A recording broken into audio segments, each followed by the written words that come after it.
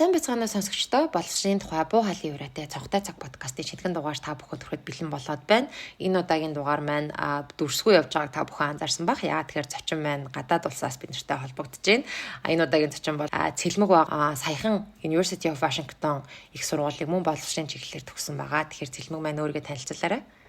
За баярлалаа Сүндэр. Би Америкийн нэгдсэн улсын Вашингтон мужийн Сиэтл хотоос холбогдож байна. Би нэрийг Цэлмэг гэдэг. Түрүүн Сүнягийн хэлсэнчлэн би Вашингтоны их сургуулийг боловсролын чиглэлээр буюу суралцахуун шинжлэх ухаан болон хүний хөгжил чиглэлээр магистра хамгаалсан. Одоо бол Сиэтл хотын аквариумд сургалт хөгжлийн мэрэгжилтэн чиглэлээр ажиллаж байгаа.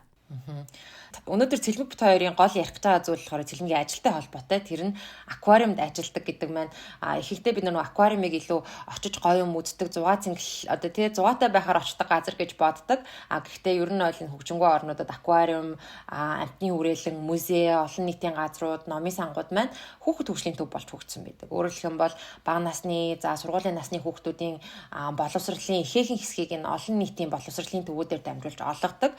Маш олон оронд музей, аквариум, шинжлэх ухааны парк гэх зэрэг газрууд нь боловсролын яамныхаа харьяа байдаг. Өөрөөр хэлбэл боловсролын яам нь сургалтын хөтөлбөртэйгээ уялдуулаад энэ төвүүдийг хөгжүүлээд энэ төвүүд дээр багш нар маань хүүхдүүдэд ангиар нь авч очих. Бага насны хүүхдүүдийг эцэг эхийн амралтын өдрөөр зугаалуулангаа шинжлэх ухааны мэдлэг ойлголтыг нь нэмэгдүүлэх гэдэг юм уу. Иймэрхүү зорилгоор илүү их очдог. Тэгэхээр музей, боловсрол хүүхдийн хөгжилд ямар чухал вэ? Энэ олон нийтийн боловсролын төвүүд ямар чухал вэ гэдэг талаар цэлмэгтэй ярилцгаолноо. Гэхдээ тэрнээс өмнө цэлмгээс асуух нэг асуулт байна. Яагаад боловсролоор магистр хийх болов? Одоо ингээ хувь хүний шийдвэр дундаас бол боловсрол бол харьцангуй нөгөө цөөхөн хүмүүс сурдаг тийм чиглэл. Дээр нь сурчны дараа ч гэсэн ер нь нэг тийм ашиг орлого өндөр олдог биш салбар. Тэгээд анх яагаад боловсролоор сурыг шийдсэн бэ? Өөрийнхөө төгөөс хаваалцах юм бол би сая 2 жилийн өмнө хийх хүртэл Монголд сурч, ажиллаж ирсэн түүхтэй. Зүгээр л нэг улсын сургуульд, нэгдүгээр хорооллын нэг улсын сургуульд сурч төгсөөд Монгол улсын их сургуулийн олон улсын харилцааг бакалавра төгсөөд яг тэр чиглэлээр ерөөсөө ажиллаагүй.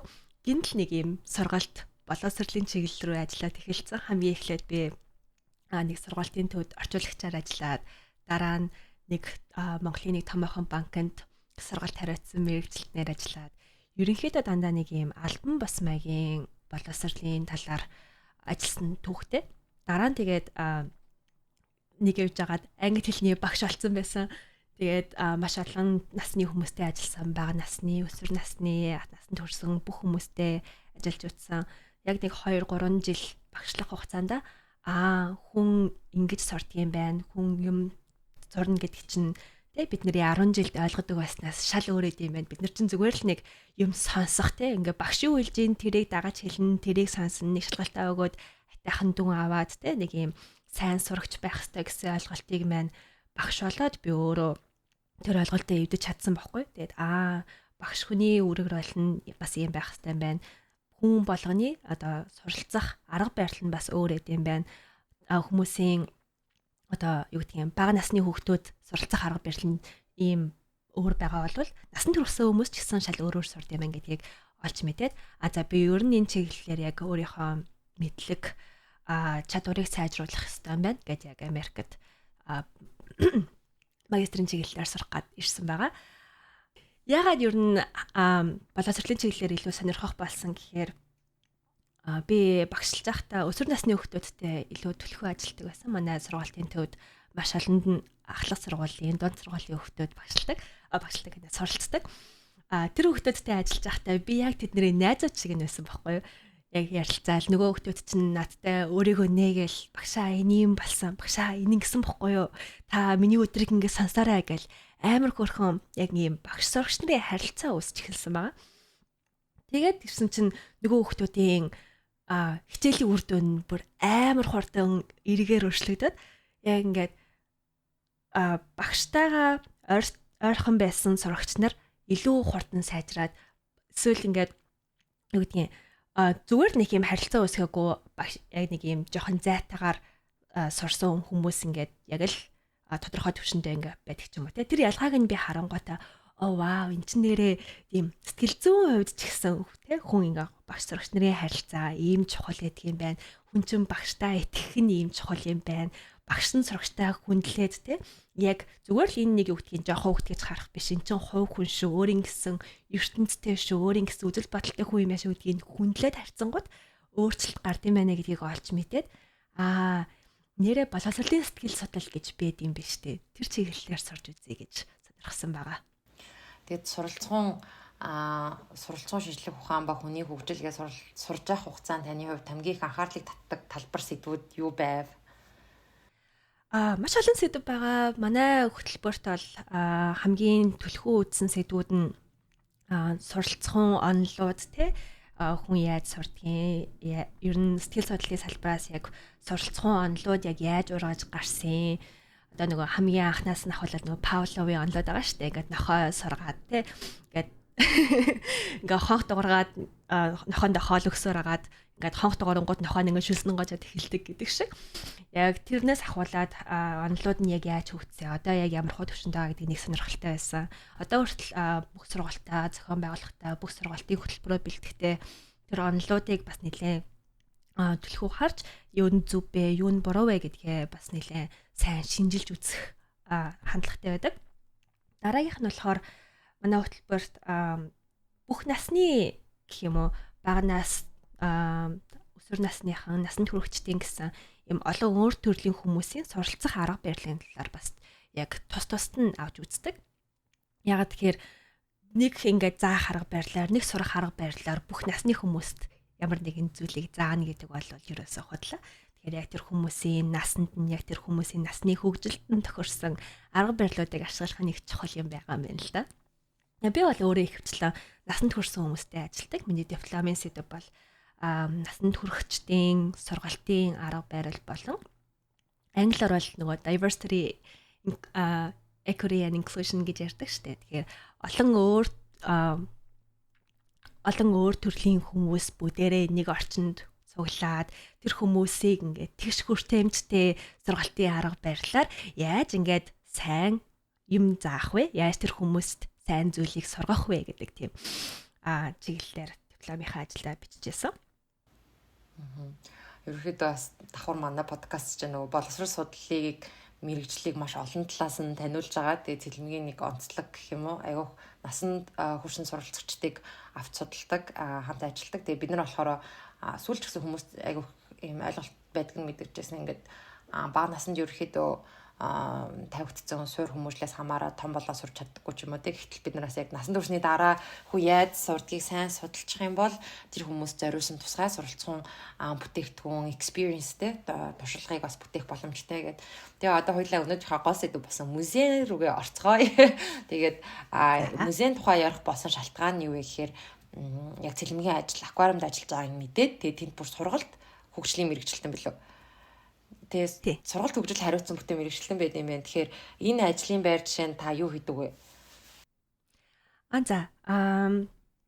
Би түлхүү аквариумын сайн дурын ажилтнууд болон ажилтнуудтай түлхүү ажилдаг. Тэгэхээр бас энэний талаар айгу гүнзгий ярмаар санагдлаа. Аквариумд ийм сайн дурын ажилтнууд байдаг аахгүй юу? Ер нь Америкийн амтны хүрээлэн, номын сан, музей бүх газарт бүх насны сайн дурын ажилтнууд байдаг. Тэгээ би анх нөгөө Калифорни нэг шинжлэх ухааны төв байдаг шүү дээ, музей те. Тийшээ очиод нэг юм цагаан халааттай амар олон тийм хөгшин хүмүүс байгаадсан байхгүй. Тэгээ бид нэр эрдэмтийн багтаа одоо хүртэл ингээд 70-80 гарцсан хүмүүс ингээд ажиллаад bijээд юм багтаа гэд амар гайхаад. Тэгээ нөгөө хүмүүсийг ингээд ажиллаадсэн чинь бүр 4-5 настай жоохон хүүхдүүдтэй өвдгөл цоож агаад ингээд юм яриад ингээд үлгэр уншиж өгчээсэн байхгүй. Тэгээ би харчаад вау эдгээр яг юу хийдэг хүмүүс юм бол гэд өөрөө очиж асуулт асуухаасаа жоохон имээгээд миний анзаарснаар бол ялангуяа миний таньдаг босод монгол хүмүүс очиад ийм музейн буюу аквариумын орчинд асуулт асуухаасаа жаахан имээгээд айгаад идэг ерөөсөө юу асуухаа мэддэггүй ч юм уу те. За яшиг би өөрөө олоо мэдчихье гэд ингээд жоохон тэгж боддог. Гэтэ би очиж асуумаар санагдаад тэр нэг ийм халууны нөө sea otter буюу халууны үс тавьсан байсан аахгүй.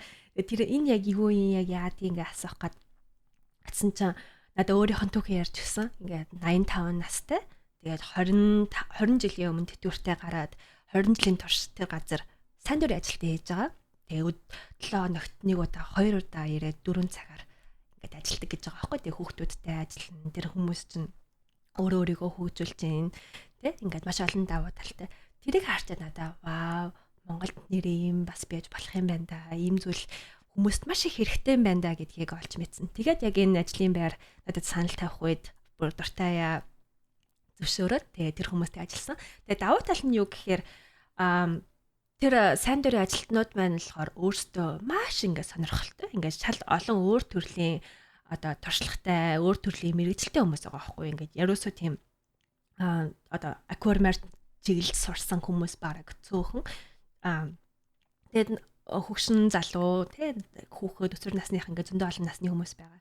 Тэр хүмүүс маань цуглаад яг өөрсдөө нэг анги бүрдүүлээд хүмүүст одоо аквариум музейд зочилж ирж байгаа хүмүүст ингээд үзүүрээ амьдтаа тэр орчныг тайлбарлаж өгдөг.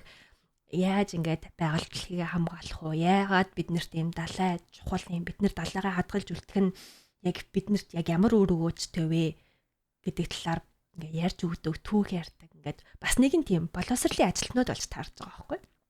Тэгэхээр тэр хүмүүсийг анх ингээд сайн дурын ажилтан болж эсвэл бас ажилтан болж ирэхэд нь аквариумын талаар танилцуулдаг тийм ингээд яг хүмүүстэй харилцахад юу анхаарах вэ? Одоо энэ амьтны талаар яаж арвил зүгээр вэ? Энэ далайн одоо энэ coral reef буюу шуурай арлын талаар бид нэр яг ямар мэдээлэл өгөх вэ гэдэг талаар маш олон төрлийн сургалтууд явдаг. Тэр сургалтуудыг нь бүгдийн зүгээр нэг юм байгаа документ буюу олон мэдээллээс тэрийг нь загварчлаад хүнд яаж энэ мэдээллийг хүргэх юм бол илүү амархнаар илүү хурднаар ойлгомжтой хүргэж болох вэ гэдгийг анхаарж агаад яг ийм сургалтуудыг бүтээдэг. Тийм ажил хийдэг хүн байна. Маш сонирхолтой. Манайх сайн дурын ажилтнуудыг ажилуулах нөгөө соёл нь хөгжөөг учраас заримдаа ингээд сайн дурахныг авахар нөгөөдөл мань юу гэхээ мэдэхгүй эсвэл алдаа гарангуут нь багийн ахлагчин цагийг харах omдоод би тэгээ мэдэхгүй байсан шүү дээ гэл тэр бүтэн сайн дурынхныг сургана гэдэг өөрөө бас маш том. Ялангуяа ингээд далайн тухай сайн мэдлэггүй байсан ч гэсэн тий ийм том талбар болж байгаа. Тэгээд би бас яг ижлэн одоо цэлмэгтэй experience туршлагаас үзчихсэн нөгөө Сан Францискогийн амтны үрэлэх алдартай амтны үрэлэн байдаг. Тэнд яг ийм дунд ангийн хүүхдүүдийг яг юм сайн дурын ажилтнаар зогсоочихсон. Тэгээд тэднэрт нэг амттай хариуцуулаад тэгээд тэр хүүхдүүдээр очихоор нэг амтны тухай ярьж өгөх ёстой. Тэгээ хамгийн надад гой санагдсан юм юу гэхээр тийм зочилж байгаа хүмүүс тэр амтны тухай сонирхоогүй байсан ч гэсэн тэр хүүхдүүдийн урмыг ботоод очиж яриулдаг юм билээ. Энэний одоо цаад санаа нь юу гэхээр тэр хүүхдүүд дан ганц өөртөө шинжлэх ухааны мэдлэгийг нэмэгдүүлээд зогсохгүй бусартай харилцах, өөрийгөө илэрхийлэх чадвар те одоо бид нар ярьдгаар амаараа өөртөө илэрхийлэх чадвар мөн энэ нөгөө олон нийтийн харилцаанд байнга орж мэдлэг ур чадвараа бас сайжруулах юм зорилготой айгуу давхар зорилготой байгаа байхгүй. Тэгээ надад энд юу айгуу гой санагдсан гэхээр тэр сайн дурын ажилтнуудад их ажил өгөөгүй нэг амт ингээ хариуцуулаад өгсөн. Тэгэнгүүт нөгөөх нь очиод асуунгууд ерөөсөө тэр амтнаа л ярьж байгаа. Тэгээд миний энэ стейшн те энэ жижигхэн юугаар зочилсон болонгаар зочилсон баярлаа та одоо манай дараагийн зочин дээр очиорой гэдэг. Ингээд ерөөсөө нэг 7 хоногт нэг удаа тал өдөр ч юм уу ажиллуулаад буучтай юм билээ. Тэгээ иймэрхүү байдлаар энэ амтны үрэлэн музей нь өөрөө бас давхар хүүхд тэнд ажиллаж байгаа сайн дурынхны сургалтын төв болчихж байгаа байхгүй тий хөгжүүлэх. Яг зөв. Харин тий. Ташрамд ортоход би амтны хүрээлэн аквариумын талаар нэг байдаг ойлголтыг одоо засах гэх юм уу арай өөрөөр ойлгох хүсэлтэй байдаг. Тэр юу гэхээр хүмүүс түрүүний чиний хэлсэнчлэн айгуу тийм зугаа цэнгэл болж зугаа цэнгэлийг гол зорилгоо болгож аквариум амтны хүрээлэнд ирдэг. Зөвхөн монголчууд гэлтгүү дэлхийд даяараа нийтлэг хандлага бол тийм байдаг. Гэхдээ бас өөр нэг ойлголт нь болохоор зүгээр байгальдаа явж байгаа эрүүл сарвал амтныг авчираад энэ хашаандаа хороод ингээд нэг юм шоронд хийцэн юм шиг сандаг хүмүүс зөндөө байдаг байхгүй. Гэхдээ яг дотор нороод ажиллаад яг ямар одоо арын албанд нь юу олдог гэдгийг нь олоод мэдэнгүүт ингэ тийм ба. Ялангуяа аквариумд бол байгаа амтнуудын бараг 95% нь өвчтэй байж байгаад олдсон. Ерөөсөө буцаад далаадаа гарч өөрийн бие дааж амьдрах боломж байхгүй, чадвар байхгүй. Тиймэрхүү амьтад их өвчтэй үлдээд. Тэгээ тэр амьтад нь хоорондоо үржээд тэдний өр хүүхдүүд нь ягаад тэгэхээр аквариум төрчөөд буцаад байгальдаа гар ихээр бас өөрийгөө хамгаалж чадахгүй шүү дээ. Буцаал өгч нь. Тэгэхээр тэр өвчтэй өөрийгөө бие дааж амьдарч явж чадахгүй амьтдуудыг үржүүлээд нөгөө тэр хүүхдүүдийг нь бас үржүүлээд гэх юм уу. Тиймэрхүү төрлийн амьтдуудыг асарч хамгаалдаг. Тэрийг ашиглан гэх юм уу. Тэрнтэй холбоотой тэр амьтдыг яаж хамгаалах уу? Тэр амьтдыг эмпати буюу тэр амьтдын оронд өөрийгөө тавьж үзэх, ингээд яагаад тэр амьтдын тодлого нь хомрогдоод байгаа, яаж бид нэр хамгаалж болох вэ, яаж тусалж болох вэ, бид нэр ингээд нэг хог хаях нь яг тэр амьтад ямар ингээд хор оршиг үзүүлдэг вэ гэдгийг ингээд хүмүүс илүү ойлгох зорилгоор шинжлэх ухааныг амьдралтай ойртуулсан нэг тийм гүүр юм шиг санагдсан надад. Жишээ нь таны ажиллаж байгаа яг сайтлын аквариум дотор хүүхдүүд ирэхээр ямар мэдлэг мэдээлэл олж авч болж байна. Танах бас зарим аквариумуудын нөгөө юу гэж байдаг штэ тий гол өгч байгаа акцент гэж байдаг тий бид нэр энэ чиглэлээр илүү их ажиллана гэдэг ч юм уу. Жишээ нь сайтлын аквариумын ямар идэм болов? Сайтлын аквариумын болохоор гол уран ийм далайн орчныг хайрлан хамгаалах сэдлийг бусдад түгэх.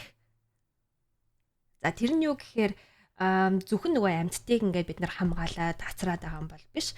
Яг тэр бидний хийж байгаа судалгаа, тэр олон амьтдыг ингээд үржүүлж байгаа, тэр олон амьтдыг ингээд хоолж унталж байгаа, өвчнийг нь эдгэж байгаа. Тэр бүх үйл ажиллагаа маань эргээгээд хүмүүсийг ингээд далайгаа хайрлаасай, бити хог хаяасай, бити ингээд бохирдлоо гол ус руу хийгээсэй, бити үнтэй том заваар ингээд байнга яваад далайн тэр халимнуудын амьдрах орчныг сүрдүүлээсэй гэсэн тэр олон мессежүүдийг хүмүүст хүргэдэг тийм зорилготой.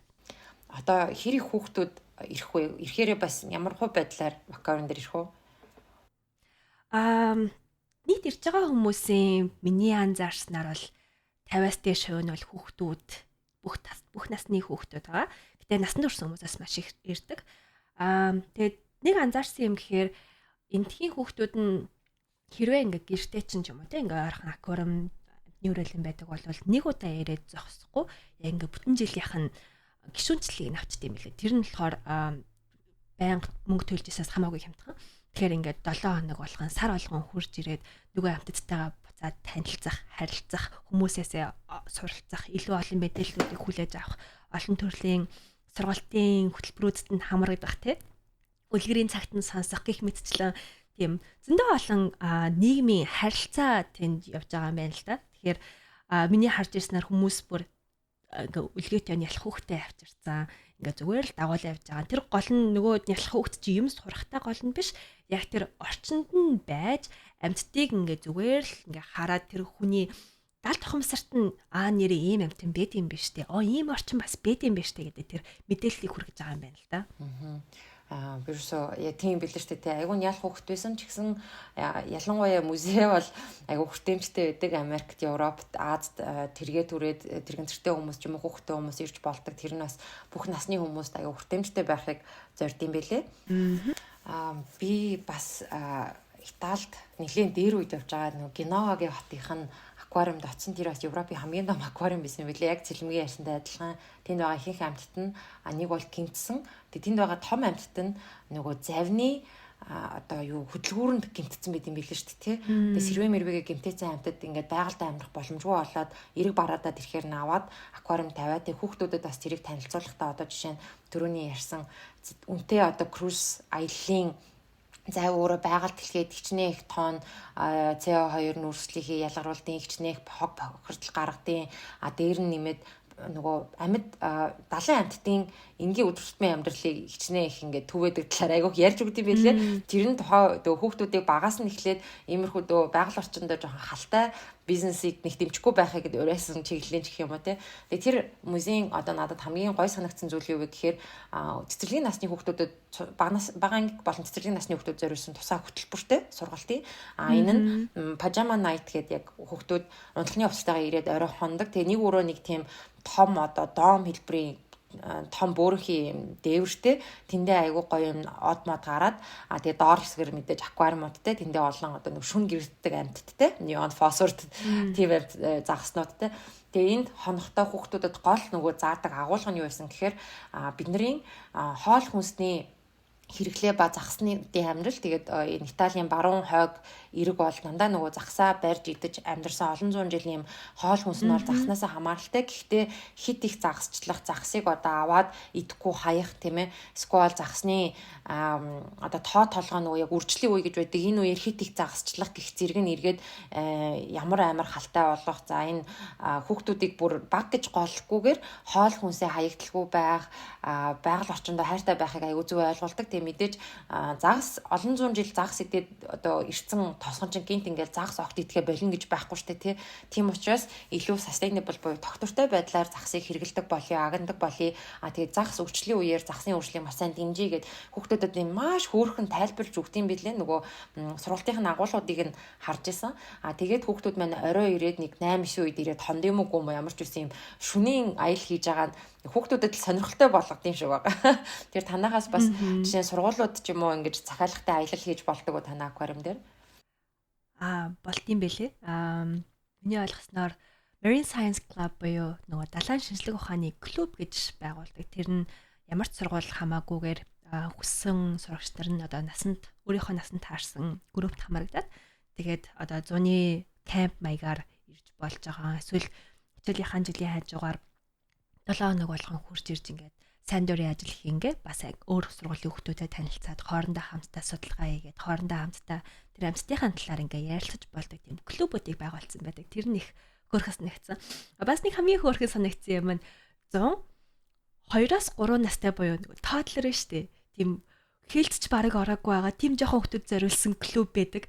Тэр хүүхдүүдийг ингээ авчрангуудаа ингээд ийм жижигхан одоо тоглоом ашиглаад үлгэр ярьж өгдөг.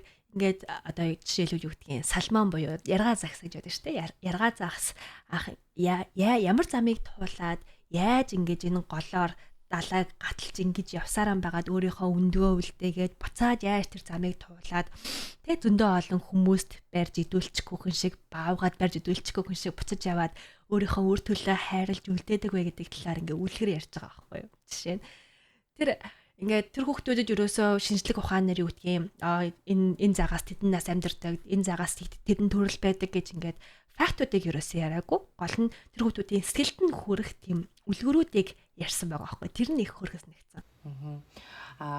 Ер нь Америкт тэлмгээ чиний бодлоор музей эцэг эхчүүдийн хувьд болон багш нарын хувьд энэ музей аквариумыг сургалтандаа хэр их ашигладаг вэ? Бас Монголд бол одоохондоо хаяа нэг музей өнгө боллоо гэж тэгэхээр бөөнөрөө очдог. Яагаад тэгэхээр музейний төлбөр 1000 төгрөг байна уу 3000 байна уу хамаагүй. Одоо хүүхдүүдээсээ санхүүгийн ачаал үүсэхгүй бол багш нар маань хүлээж агаал яг энэ нэг музей өнгө болсон өдөр ч юм уу очиж үздэг. Тэгэл тэр өдөр айгүй ачаалтай байгаа ч мэдээж нэг хүүхдэд ирж байгаа хүртээмж багсан тий. Тэгвэл Америкт ер нь яаж энэ музей аквариум шинжлэх ухааны паркуудыг боловсролын чиглэлээр ашигладаг юм болоо? Миний анзаарснаар манай хотод л сар болгон үнэгүй музей өдөр гэж байдаг. Жилд нэг биш. Яг сарын эхний 7 хоногийн 4 дахь өдөр болгон бүх музей, бүх аквариум үнэгүй байдаг. Тэгэхээр бүх төрлийн хүмүүс нь цагаа зохицуулаад хурж ирээ үзэх боломжтой болж байгаа. Хоёрдугаарт нь сургуульд нь хэрвээ чи ахлах сургуулийн хүүхэд байлаа, музейд очиад 4 цагийн сайн дурын ажил хийлээ гэх юм бол бас тэрийг кредит болгож тооцоолох дүнгээ авах боломжтой байдаг. Бас тийм хамтарсан хөтөлбөрүүд байдаг гэж ойлгосон. Гэтэ би өөрөө яг сургуулийн хүүхдүүдтэй ажилладаг болохоор яг яаж холбоотыг нь бол сайн мэдэхгүй. Гэтэ миний анзаарснаар багш нар нь хүүхдүүдээ авчираад ирдэг. Цэцэрлэгийн хүүхдүүд ингээд хоорондоо би бинээсээ уягцсан нэг давуугаар ингээд барайл хурж ирээд загснуудтай хайрж агаад явдаг. Эсвэл ингээд миний анзаарснаар аав ээжүүд болон асар хамгаалагч нар хүүхдүүдээ маш их авчирч ингээд танилцуулдаг тий. Тэгээ гол нь зүгээр нэг авчираад дагуулад явахгүй байгаа юм шиг байгаа. Миний анзаарснаар дандаа өөрөө оролцдог. Өөрөө тэр сургалтанд нь ингээд аав ээжүүд эцэг эхүүд гар бие оролцож байгаа байхгүй. Асуулт асууж байгаа. Ингээд тийм үгүй юу гэдэг асуулт биш. Яг ингээд нэг загсыг хараад нөгөө тайлбарлаж байгаа хүмүүсээс юм сонсонгуудаа чи надад нэг тайлбарлаад өгөөч. Энэ яг юу гэж хэлсэн бэ ч юм уу те. Чиний бодлоор энэ яг юу юм шиг байна? Бид нар яаж байгаль дэлхийгээ хамгаалах боломжтой вэ? Чи юу гэж бодож байна? Ингээд өөрийнхөө үзэл бодлыг нь маш сайн асуугаад тэгээ бас эцэг эхчүүд энийг хийж байгаа зүйлийг харахаар тэр хүүхдүүдийн өмнөх туршлага буюу өмнө хийжсэн зүйлтэй маш их холбож ингээд өөрийнх нь ингээд тархинд нэг юм уялдаа үүсгэж байгаа юм байна л да. Тэгэхээр ингээ нөгөө хүмүүс чинь зүгээр ингээ хараад өнгөрөх биш. Энэ загас чинь юу гэдгийг энэ амьтан чинь миний амьдралтай яг ийм холбоотой юм биш үү гэдэг тэр нэг холбоосыг тархиндаа үүсгэж л байгаа юм.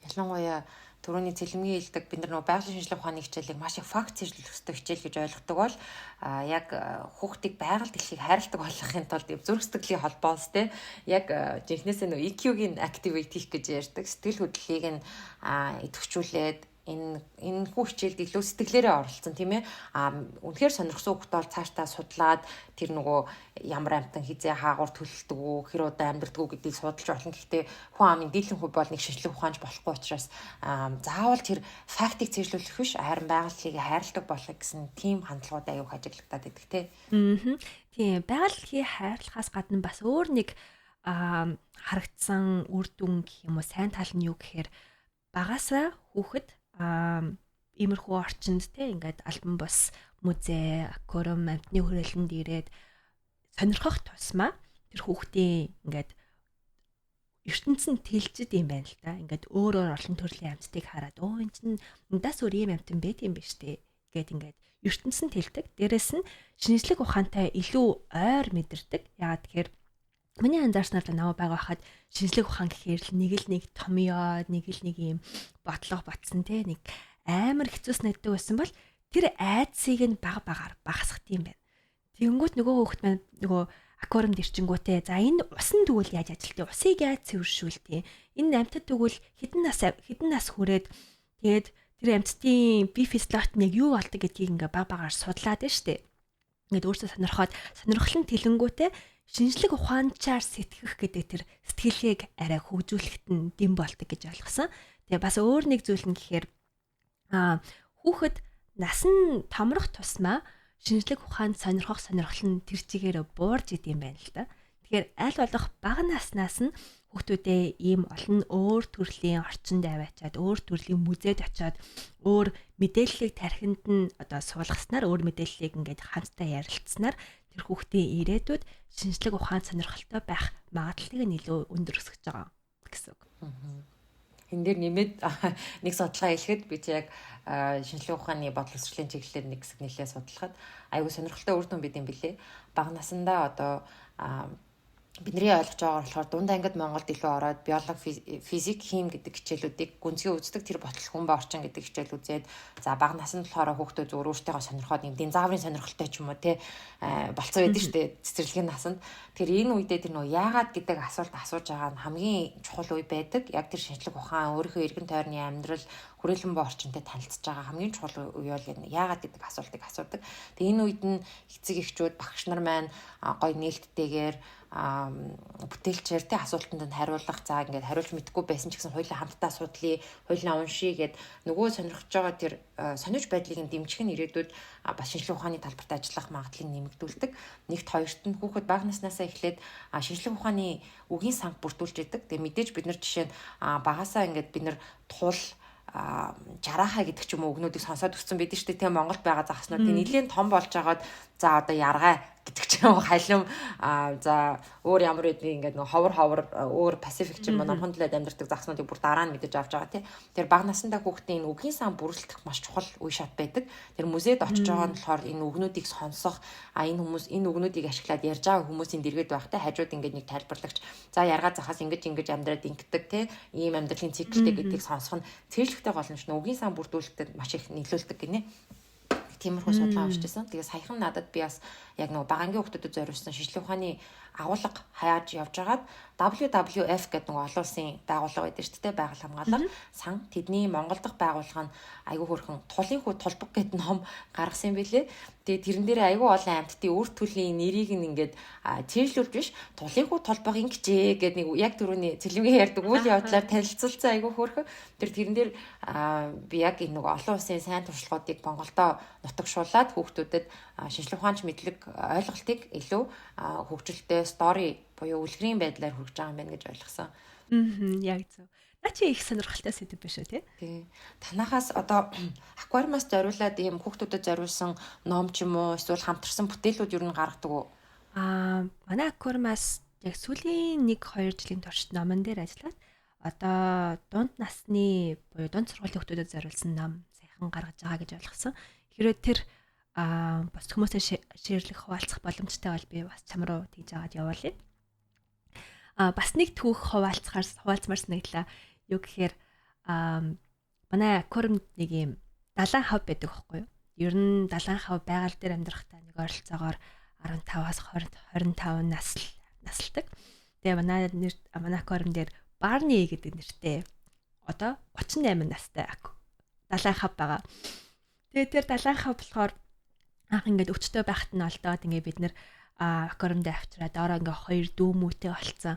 Бүгдээр ингээд хоорондоо тоглодог. Ингээд өөрийнх нь хэвтэх дуртай газар гэж байгаа, тоглох дуртай тоглоом гэж байгаа. Ингээд ажиллах дуртай хүн гэж байгаа. Яг ингээд нэг харангуут би өөрийнх нь нохоогоо харж байгаа юм шиг санагдаж байгаа байхгүй надаа. Тэгээд ингээд жил болгон Барнигийн төрсөн өдөр болдог. Тэгсэн чинь энэ жил Барнигийн төрсөн өдөрт зориулаад хөлдөө мөсөөр ингээд торт хийцэн ингээд дээрэс нь ингээд хөлдөө загаас наагаад Барни 38 гэдэг ингээд бичгтээ тийм торт хийгээ өгсөн байгаа байхгүй. Тэгээ тэр тортыг яаж хийсэн гэвэл би бүр яг хаарсан. Нэг хүн тэр далайн амтны хоолыг нь хадгалдаг хөлдөөгчөнд ороод ингээд усыг ингээд бага багаар дээрэс нь ингээд хэлбэртэй болгож хөлдөөгөөд тэр хүн өөрөө хөлдөөгчөнд бараг юу гэдгийг 5-аас 10 цаг ажиллаж тэр тортыг ингээд хийсэн нүр их сэтгэл гаргасан байгаа байхгүй. Тэгээд нөгөө Барнида тортоо өгт нь ингээд хажууд нь зөндөө олон хүмүүсийг суулгацсан тий.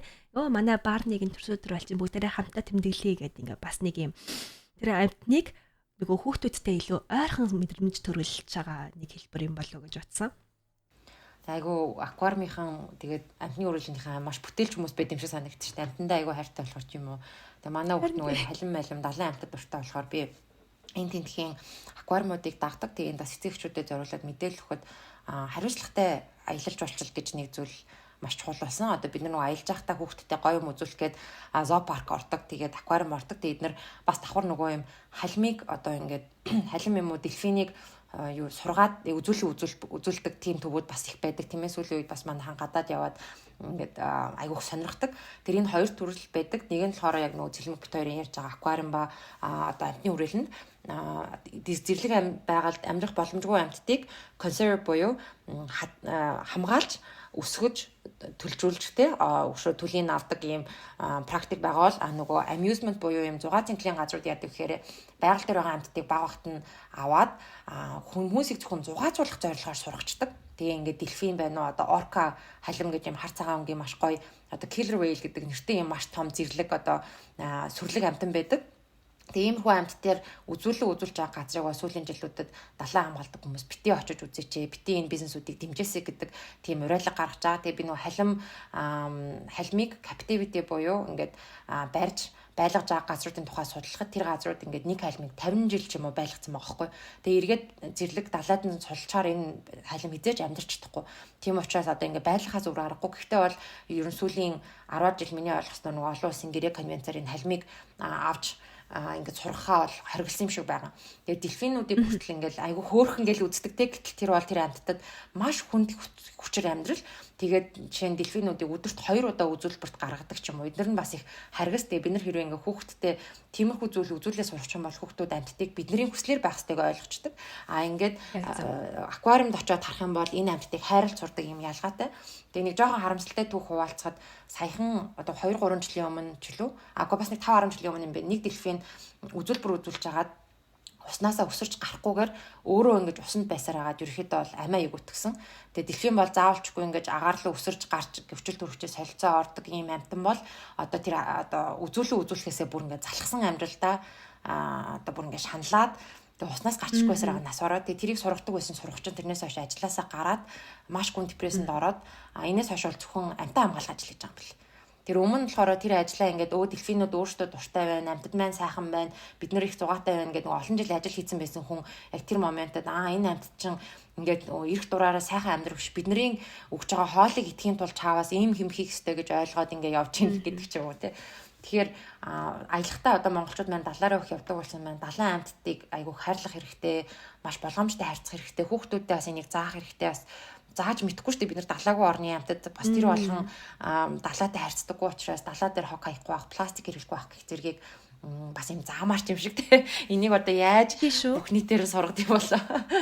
Яг зөв бүхний дээр сургахад их хэцүү байх. Гэтэ хүн болгон дараа судалгаа хийгээд очих байгаа газар нь яг тийм амьтдуудыг зүгээр нөч төрөний чиний хэлсэн шиг зугаа цэнгэлээр сургадаг тий ингээд хүмүүст ингээ үзүүлдэг газар юм уу эсвэл ингээд яг арай өөр ингээд тэр амьтдыг хайрлаад хамгаалаад асраад байгаа газар юм уу гэдгийг вебсайтаас нь ороод тэр газрын ингээд ерөнхий төрхөөс нь ингээ харах боломжтой шүү дээ. Заавал ингээ уншиж ойлгох албагүй энэ хүмүүс ингээд үзүүлэн тэр шоун чухал байгаад байна уу? Тэр амьтдыг хамгаалах нь чухал байгаад байна уу гэдгийг ингээд дэнсэлж үзэх хэрэгтэй юм шиг байгаа. Хоёрдугаарт нь тэгэхээр бас нэг анзаарчихсан юм нь түрүүний хэлсэн чинь хүмүүс ингээд намайг аквариумд сургалтын мэрэгжилт ингээд тэнгуү чи тэ амьтанд нь юм заад юм уу гэж асуудаг.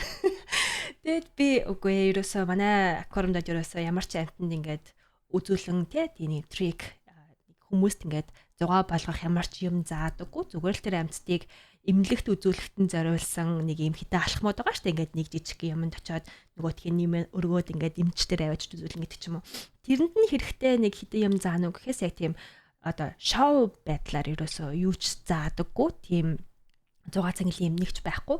Хоёрдугаарт нь бас нэг анзаарсан юм хүмүүс ихэвчлэн сүүн тижэлтэй амьтдыг хараад эмпати буюу сэтгэл нь их хөдөлт юм байна л та. Нэрээ энэ амьтан чи их зовж байгаа шүү те. Би хамгаалах хэрэгтэй маань, хайрлах хэрэгтэй маань. Гэтэ яг үүндээ бас өөр амьтад ч гэсэн ялгаагүй л зовж байгаа ялгаагүй л хэцүү байгаа тийм. Судалгаанс үзэхэд аквариумд ирж байгаа буюу зоо парк амьтны өрөөлөнд ирж байгаа хүмүүс сүн дэжэлтэй амьтанд илүү их цаг зарцуулдаг, илүү их хандив өргөдөг болвол нөгөө манай хүтэнцтэй амьтан буюу матар те ингээд ийм загас магасыг харангуйтаа зүгээр байдаг л амтаа. Энд завж исэн ч надад нэг хамаагүй барыг юм мэдэрдэм үү гэдэг байдлаар хараад байгаа юм шиг. Тэгэхээр бүгдээрээ хүүхдүүдтэйгээ ярихдаа ч гэсэн ингээд аль болох ялгааг нь амар сайн тайлбарлаа те. Ингээд энэ амтанд чинь амтан болохоо өөр ингэсэн давуу талтай өөр ингэсэн онцлогтой бид нар бүх амттайг ингээд хайрлан инрэх боломжтой. Бид нар бүгдээрээ байгальлыгийн хамгааснаар энэ бүх амтан байна арай илүү дээр амьдрах боломжтой гэдэг талаар хүүхдүүдэд зааж өгүүлээрэ дээр байх. Тийм сүүлийн үед нэг сошиал медиа их хөгжсөн чинь Stingray гэдэг одоо ийм далбаат амтан байдаг. Далайн загастай. Монголоор тэгсэн чинь аюул сонирхолтой гахаан далайн муур гэж нэрлэдэг юм байна. Тэгээ Stingray гэдэг амтыг нөгөө доош нь харуулангууд царай нь ингээд инээж байгаа юм шиг уснаас гарангууд тэр царай нь инээж байгаа юм шиг харагдахаар хүмүүс тэрийг энэ амар зугаатай байна гэд ингээд видеог нь аваад зургийг тавиад исэн. Уснаас гарч ирээд ингээд гжигдээд байгаа юм шиг. Гэтэл тэр амтны нөгөө маш их шаналж байгаа тийм инээж байгаа юм шиг харагддаг гинэ.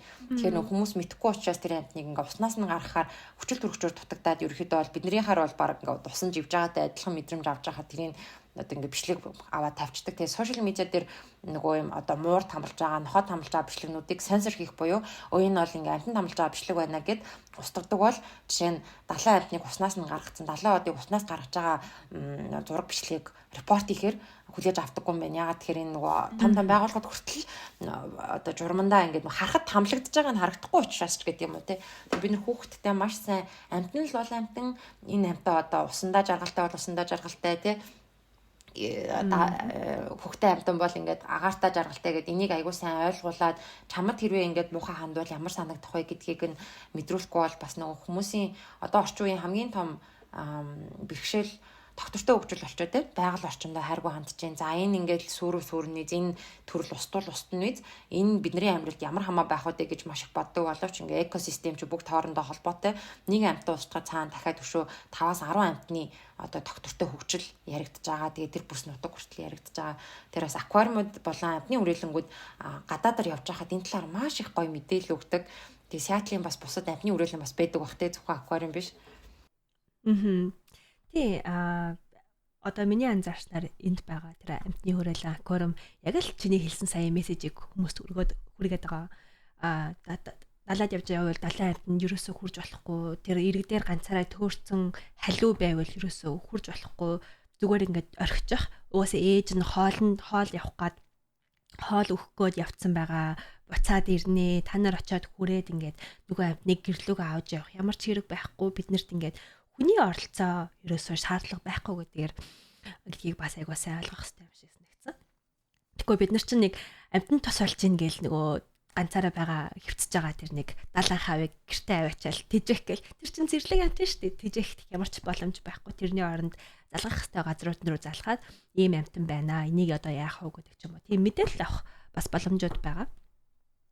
Тийм. Бас аквариум юунаас гадна би өнөөдрийн дугаарт зориулаад жоохон музейн талаар нөгөө хуваалцъя гэж бас бодсон. Яагаад тэгэхээр музейг бид нар болохоор ихэнх хүмүүс уйдгартай газар ч юм уу те эсвэл гадаад очихоор музейг нэг ёс болгож үзье эсвэл очиод нэг зураг авахулчи гэж их үздэг. Тэгээ ялангуяа түүхэн музей ахаар тэгж их ач холбогдлогдоггүй. Тэгээд би нэг түүхээ хуваалцъя гэж бодож байна. Ялангуяа Монголд ингээд музейг их нураадаг болсон. Тэгээ музейг юм боловсролын маш том талбар гэж хүлээж авахгүй байгаа нь айгүйх анзаарэгддэг. Гадаад явахдаа хүртэл би хүмүүс түүхтэй аваа явж байгаа хүмүүсийг тэр музейг үзэр ихээр хүүхдүүд сонирхгүй өө яшиг гоё Диснейлендийн үзүүлэлт гэдэг юм уу тий усан паркаар тоглоулъя гэж маш их надад хэлдэг. Гэхдээ хоёр түүх хуваалцаад нэг нь болохоор яг Сан Франциско хотод байдаг Exploratorium гэдэг юм шинжлэх ухааны маш том парк байдаг. Цэлмэг бас очиж үзчихсэн болоо.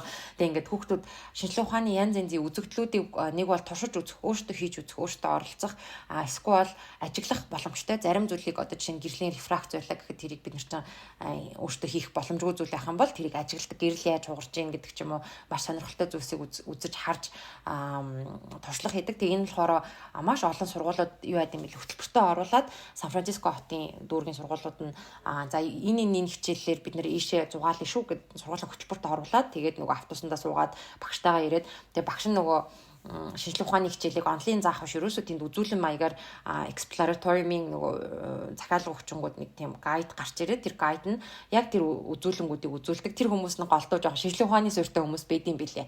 Нарийн юмнуудыг тайлбарлаж байгаа учраас тэгээд тэр одоо боловсролын хөтөлбөрийн нэг хэсэг болчихсон. Нөгөө нэг түүхэнд болохоор би Ром хотод Рома Форум Романа гэд хуучин одоо Ромын эзэнт гүрний яг тэр нийслэл захиргааны байгууллагуудны балгас нэг 2 газрын том одоо задгаа юм балгасан хот байгаа. Яг хуучин Ромын төвд тэндийг ахлах ангийн хүүхдүүд ингээд нэг юм цаас барайл гүйлдээд байсан бохоггүй. Тэгээ би яг өөрөө ч боловсролын салбарт ажилдаггүй байсан зүгээр ингээд сонирхоод энэ хэд юу игээд байгаа юм бол гэд өсвөр насны хүүхдүүдийг тийм түүхэн газараа очиад сониучхан гүгээд байгааг нь хараад надад жоохон сонь санагдаад өсвөр насныхан ч тэгэл сонирхдаггүй шүү дээ. Тэгсэн чинь нөгөө юм цаасан дээр treasure hunt гэж яддаг шүү дээ. Нөгөө ингээд энэ тэнд очиод янз янзын юм олоод тэгээ нийлүүлдэг. Тэгэхээр тим юм хийждэг юм билээ багш нар. За тэнд очиод 3 хөшөө байгаа голын хэнийг хөшөө вэ гэд ингээд тэрийг судлаа. Тэгээ энэ ямар учиртай вэ гэд энэ талаар уншаа. Тэрийг ингээд нэг А4-ийн цаасан дээр мэдээллүүдээ бичээд тэгээ нөө багш нь дагуулж яваад энэ бол ийм юм тэр бол тийм юм гэх биш хүүхдүүд өөрсдөө биедан судлахыг нь айгуу дэмжиж тэр цаасаа ингээд бүглөө дуусангуудаа хамгийн түрүүлж авсан тэр мэргээл багаараа ажиллаж гүгээд байгаа байхгүй тэр өөр тэгэхээр юмыг сонирхож байгаа одоо тэр түүхийн мэдлэгийг олох гээд хүүхэд угаасаа маш их зүйлийг нэгэн зэрэг цээжилж чадахгүй учраас багш тэр хүүхдүүдийг сураасаа ойлгочоосаа мэдээд аваасаа гэсэн хамгийн чухал зүйлсүүдэд даалгавар болгоод цаасан дээр бүгдийг оруулчихсан. Үүнийхээ дага хүүхдүүд ингээ гүйж хараагаа тэр чинь маш том талбай хүүхэд яг дагуулад явхад бол бараг 14 хоног юу байгаа бүх зүйлийг мэдэж амжихгүй гэж үздэг юм билээ. Тэгээ ер нь ингээд Европ өмнө амьдраад аялж байхад ерөөсө бүх музейн хүүхдэд зориулсан заавал үзмэртэй нөгөө хүүхдийн харааны төвшөнд доогуур тэрэг ордог байх тэр байтугай хүүхдийн тоглоомын хэсэг за тэгээд дэлгүүр байдаг бол тэр дэлгүүрт нь хүүхдэд зориулаад тухайн музей юм аквариумтай холбоотой юм ном гаргацсан эсвэл тэр амьтдын тухай чихмэл зардаг тэр нь ингээд борлуулалт хийх гээд байгаа даа биш нөгөө маш их ингээд амьттай танилцаад гоё дурсамж бичсэн хүүхдүүд чихмэл тоглоомч юм аваад явчихаараа тэрэндээ нөгөө эмпати буюу тэрийгэ хайрлаад тэрийг өөрөө дамжуулаад эргээ тэр мэдлгүүдээ санаж яадаг тэр experience туршлагыг сандаг юм том ач холбогдолтой юм билээ. Тэгэхээр одоо Монголын боловсролын яам музей аквариум энэ хүүхдийн хөгжлийн албан бус төвүүд маш их хөгжүүлээсэй л гэж сүүлийн үед бүр хүсээд байгаа шүү дээ. Ялангуяа хүүхдтэй болсон ч үнэхээр авч явах газар маш багтай. Яг зөв тэр албан бус газрын буюу сургалтын байгууллагуудын нэг сайн чанар нь гэх юм уу? Хүүхэд сургуульд орсон ч бай, сургуульд ороогүй ч бай тэр албан боловсрол дээр нэмэлтээр тэрийг ингээ улам баяжуулж яадаг мэдлэгийн сангийн улам тэлж яадаг бас өөр нэгэн сургалтын төв гэж харах хэрэгтэй зөв юм шиг байна. Тэгээ миний бас нэг боддог зүйл зүгээр ингээд музейгээр нэг тойрж яваад гэд өнгөрөх биш. Музей үзснийхэн дараа багш нартайгаа байна уу, аав ээжтэйгээ байна уу, заавалчгүй яриа өрнүүлдэг тий. Нөгөө тэр насанд хүрсэн дагуулж явж байгаа хүн асуулт асуудаг. За чи яг юу гэж бодов? Яагаад чиний амьдрал чухал юм шиг байна? Бид нэр одоо юу хийж болох вэ гэдэг ч юм уу те. Ийм discussion буюу асуулт харилцан яриа өрнүүлдэг байгаасаа тэгэхгүй бол зүгээр л ингээд би хүүхдүүдэд дагуулж явж байгаа ингээл уцаа оролтоол ингээл яваад ах юм бол хүүхдүүд чинь яг л таныг хараад нэг чухал биш юм байна. Нэг ач холбогдол өгөх шаардлагагүй юм байна. Гэт ер нь бол хүүхдээ яаж сургамаар байгаа тэр зан арын шин тэр үйл хөдлөлөө өөрөө яг гаргаж өгөх хэрэгтэй юм шиг байгаа. Яг өөрөө тэр юмуудыг очиж уншаад нөгөө хүмүүстэй ярилцаад юм асуугаад Монгол музейч гэсэн ингээл зөндөө тайлбарлалт хүмүүс байдаг штэ. Очоод ингээд юм асуугаад энийг яг юу гэж бодож байна? Би энэ дээр юм мэддэг. Та яг юу гэж бодож байна гэдэг ч юм уу. Асуултуудаа асуугаад дээрэс нь өөрөө тэр эерэг үйлдэлүүдээ хүүхдүүдтэй модель буюу загварчилж үзүүлэх хэрэгтэй юм шиг байна. Үлгэрлэх яг зөв. Үлгэрлэж үзүүл. Тэгэхгүй бол нөгөө хүүхдүүд манай аав ээж ингээл музейд ичээд уцаа хараад эсвэл ингээд зүгээр дэшээ хараад яваад байдаг. Би ч гэсэн ингээд хэлстэй маань гэд дал тухамсартаа боцчдаг. Тэгэхээр эцэг эхчүүд маань өөрсдийгөө бас суралцагч гэж хараад өөрсдөө бас давхар суралцаад хүүхдүүдтэйгээд гоё хамтдаа суралцаад явах нь илүү үр дүнтэй хаа. Бас нэг зүйл асуух нь музейд очихоор хүүхдүүдийн бие авч явж байгаа байдал ялангуяа Аз хүүхдүүд, Америк хүүхдүүд маш мундаг одоо бие авч явдаг гэх юм уу те ингээд гүлтэхгүй яг одоо яаж бага насны хүүхдүүд тийм хөөрхөн томоотой юм асуугаал юм үзэл явдаг. Тэгэхээр бас ер нь музейд бие авч явах талаар танаа музейн зүгээс юм хийдэггүй эсвэл анхнаасаа л хүмүүс айгүй орж ирэл гоё явчих чинь уу яаж бие авч явж байна? За яг бүгдээрээ гоё бие авч явдаг гэвэл хотлаа л та. Тэгээд маш олон төрлийн хүмүүс байгаа. Яг тийм норм бол байхгүй. Гэтэ ер нь хүн чинь өөрөө очиж байгаа орчныхоо нөхцөл байдлыг дагаад явдаг гэдэг шиг хэрвээ орчин нь ийм хэцэгцтэй тий ингээд арай тийм шуган бахтай байх юм бол хүүхдүүд ч гэсэн тэрийг дагаад за би нэрээ юм байх хэрэгтэй байна гэдэг ингээд бусдыг үлгэрлээд ингээд дагаад явдаг нь анзаарэгдсэн. Мэдээж хүүхдүүд юм чинь ойрлон, уйлн, гүйлтэн тэр бол байж болох асуудал. Хүүхд болохоо ингээд очиод уусаа унш чадахгүй шүү дээ. Ингээд зарим бага насны хүүхдүүд чинь ингээд юу ч унш чадахгүй гэж очиод нэг заагаас хараад тэрийг чинь ингээд гараараа барих гэж оролдоод бас нэг амар жишээнүүд байгаа. Гэхдээ тэнд байгаа сайн дурын ажилтнууд болон тайлбарлаж байгаа хүмүүс нь бас тэр доорн хилээд явдаг. Чамд ингээд юу гэдгийг яг өөрт нь асуулт асууж байгаа байхгүй зөв шууд бойл гэж хэлэхгүй. Хэрвээ чамд ингээд хүн хурж ирэнгүүтээ чамайг ингээд шууд базаа тавбал чи өвдөх үү? Ингээд чамд ямар санагдах вэ? Нөгөө хүүхдүүд нэрээ өвдөн штэ гэд нөгөө загасыг ингээд зүгээр л нэг хуруугаараа ийдэг ч юм уу те. Тэгээ ингээд асуултаар асуугаад тэр үйлдэлийг нь засах боломжтой юм шиг санагдсан. Тэгээд бас аав ээж нь музейгээр явж байгаа хооронд хүүхдүүд нь ингээд хоорондоо тоглох талбай гэж бас байдаг. Хөрхөн талбай дээр нь ингээд яг тэр музейтэй холбоотой, амттай холбоотой ингээд чихмэлүүд янз бүрийн шинжлэх ухааны туршилтуудыг ингээд тавьсан нөгөө хүүхдүүд өөртөө очиод энийг ингээд юм байна, усыг ингээд салд юм байна, амтнд ингээд хоол өгд юм байна гэдгийг ингээд үйлдэлээрээ сурах боломжтой тийм жижигхэн болонгууд байрлуулсан байдаг нэг хөөрхөс нэгцэн. Тэр яг оролцоогоор дамжуулан суралцгоё тий. Тэг өнөөдөр бит хоёр музей, аквариум, номын сан бас тий. Номын сан ер нь бүхий л орнуудад номын сан гэдэг бол зөвхөн ном уншдаг биш.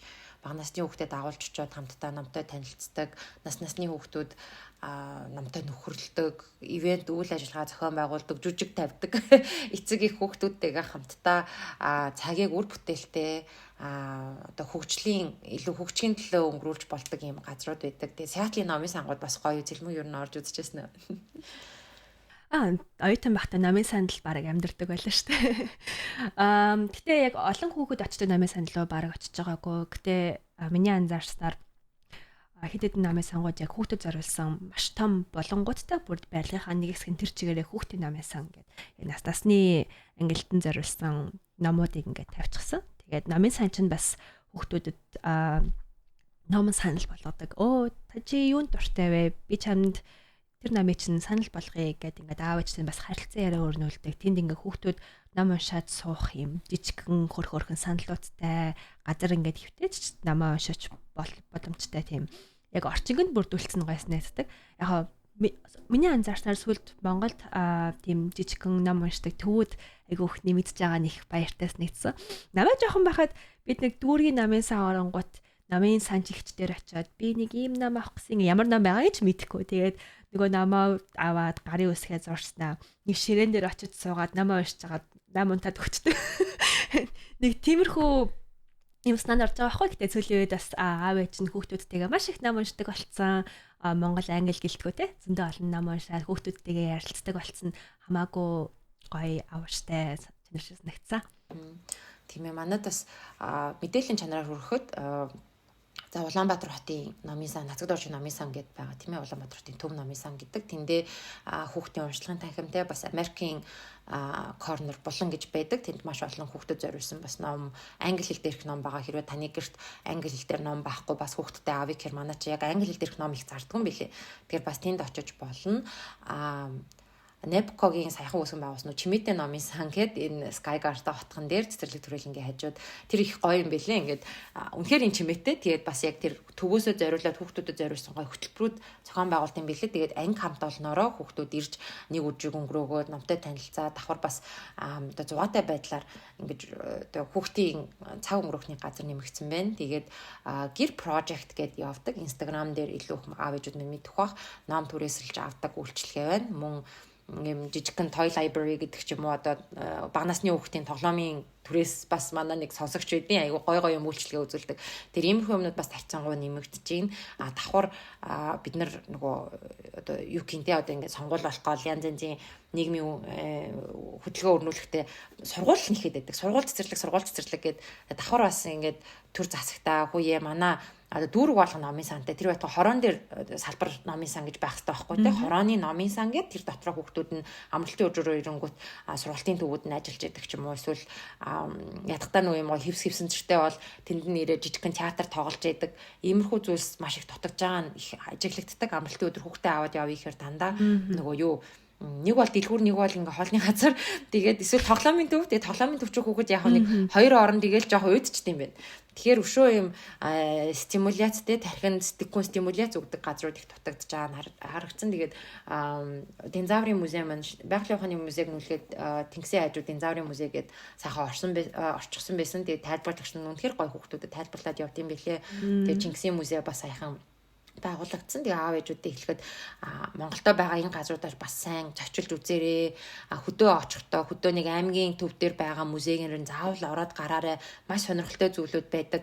За тэгээ тэнд ингээ үзмөрөн цөөхөн ч гэсэн тэнд ажиллаж байгаа хүмүүс түүхээ ярьж өгдөг. Тэгэхээр тэр хүмүүс ч өөрсдөө музей нэг хэсэг.